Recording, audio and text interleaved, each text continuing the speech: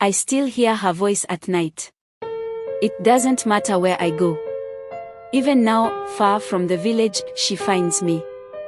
Her laughter floats on the wind, and sometimes, I feel her cold fingers brushing the back of my neck. But the worst is her eyes. Black, empty, endless. They're the last thing I saw before the forest swallowed her.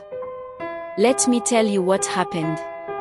I grew up in a small village in Africa, where we all knew one thing: never go into the forest after dark. We didn't ask why, we just obeyed. The elders said the forest had its own rules, and breaking them meant death.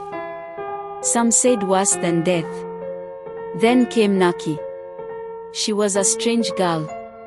She never smiled, never cried, and never seemed afraid of anything. Her eyes were dark and sharp, like she could see things the rest of us couldn't. The adults whispered about her when they thought we weren't listening. Some said her mother was cursed. Others said she wasn't human at all.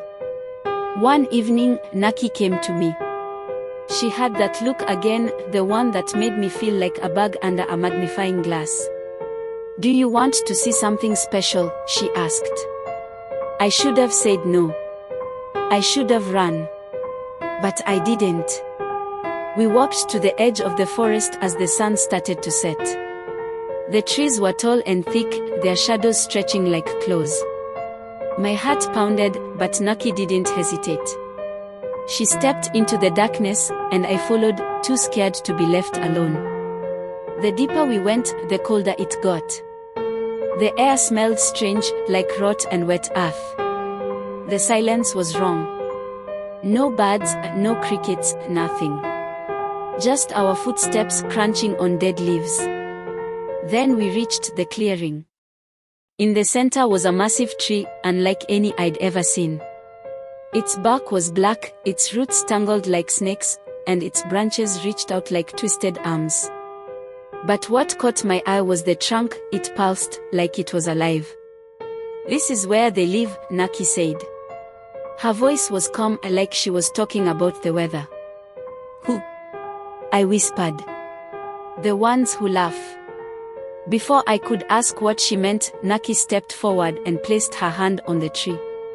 She started whispering, but the words weren't hers.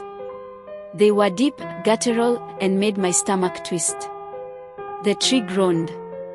Its trunk split open, and something stepped out. It wasn't human. Its skin was bark, its limbs long and bent in impossible ways.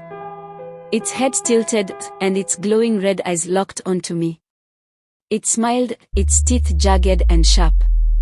"She brought you to me," it said in a voice like snapping branches. I wanted to run, but my legs wouldn't move. Naki turned to me, and her eyes were black as the tree's bark. Her mouth stretched into a wide grin, and she laughed. It was a sound I'll never forget, hollow and cruel. The thing reached for me, its fingers too long, too thin. Somehow, I broke free and ran. The forest seemed alive, branches clawing at me, roots rising to trip me. I didn't stop until I burst out into the village, screaming.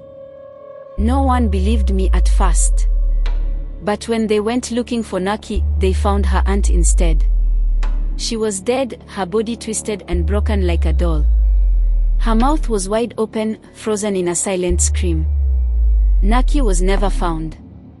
Sometimes, when the wind blows just right, you can still hear her laughter coming from the forest.